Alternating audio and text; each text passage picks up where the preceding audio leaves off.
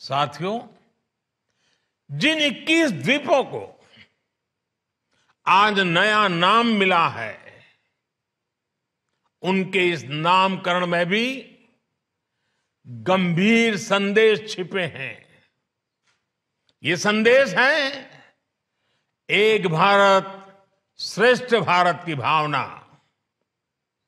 ये संदेश है देश के लिए दिए गए बलिदान की अमरता का संदेश। वयम अमृतस्य पुत्राः। और ये संदेश है भारतीय सेना के अद्वितीय शौर्य और पराक्रम का संदेश। जिन 21 परमवीर चक्र विजेताओं के नाम पर इन द्वीपों को जब जाना जाएगा, उन्होंने मातृभूमि के कण कण को अपना सब कुछ माना था। उन्होंने भारत मां की रक्षा के लिए अपना सर्वस्व न्योछावर कर दिया था। वे भारतीय सेना के हैं। वे वीर सिपाही देश के अलग अलग राज्यों से थे। अलग अलग भाषा, बोली और जीवन शैली के थे। लेकिन मां भारती की सेवा और मातृभूमि के लिए अटूट भक्ति उन्हें एक करती थी, जोड़ती थी, एक बनाती थी। एक लक्ष्य, एक राह, एक ही मकसद और पूर्ण समर्पण। साथियों, जैसे समंदर अलग अलग द्वीपों को जोड़ता है, वैसे ही एक भारत श्रेष्ठ भारत का भाव भारत मां की हर संतान को एक कर देती है।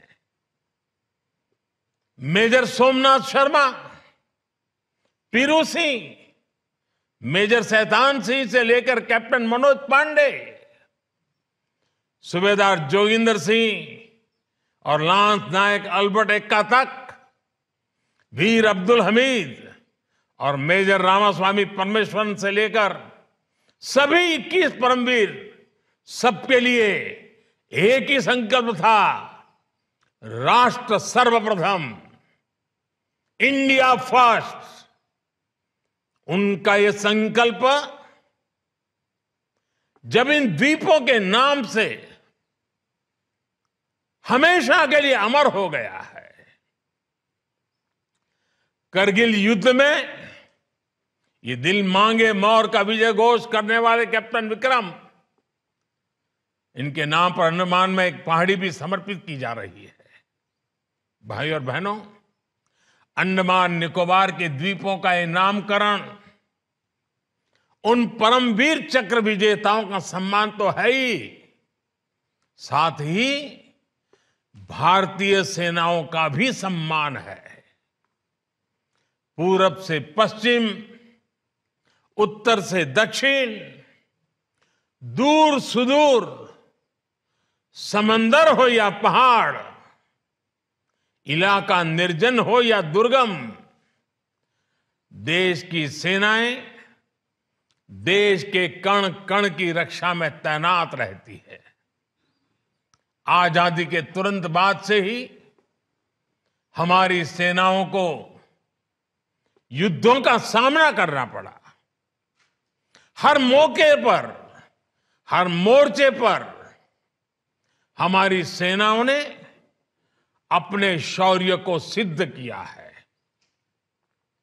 ये देश का कर्तव्य था कि राष्ट्र रक्षा इन अभियानों में स्वयं को समर्पित करने वाले जवानों को, सेना के योगदानों को व्यापक स्तर पर पहचान दी जाए।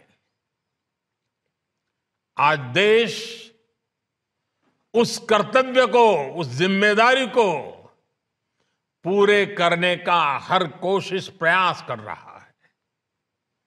आज जवानों और सेनाओं के नाम से देश को पहचान दी जा रही है।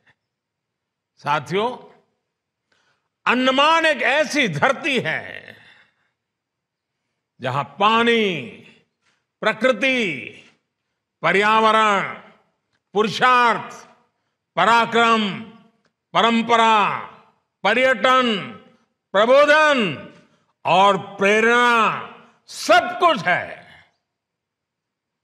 देश में ऐसा कौन होगा जिसका मन अंडमान आने का नहीं करता है। अंडमान का सामर्थ्य बहुत बड़ा है। यहां पर अथाह अवसर है। हमें इन अवसरों को पहचानना है। हमें इस सामर्थ्य को जानना है। बीते 8 वर्षों में देश ने इस दिशा में लगातार प्रयास किए हैं। कोरोना के झटकों के बाद भी पर्यटन क्षेत्र में अब इन प्रयासों के परिणाम दिखाई देने लगे हैं। 2014 में देश भर से जितने पर्यटक अंडमान आते थे, 2022 में उससे करीब करीब 2 गुने लोग यहां आए हैं।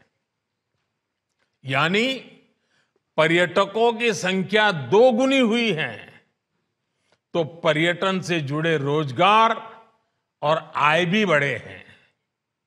इसके साथ ही एक और बड़ा बदलाव बीते वर्षों में हुआ है।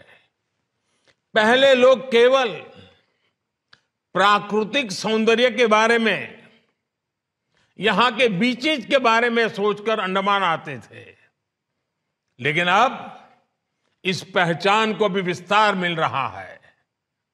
अब अंडमान से जुड़े स्वाधीनता इतिहास को लेकर भी उत्सुकता बढ़ रही है। अब लोग इतिहास को जानने और जीने के लिए भी यहां आ रहे हैं। साथ ही अंडमान निकोबार के द्वीप हमारी समृद्ध आदिवासी परंपरा की धरती भी रहे हैं। अपनी विरासत पर गर्व की भावना इस परंपरा के लिए भी आकर्षण पैदा कर रही है। हम नेताजी सुभाष चंद्र बोस से जुड़ी स्मारक और सेना के शौर्य को सम्मान देशवासियों में यहां आने के लिए नई उत्सुकता पैदा करेगा।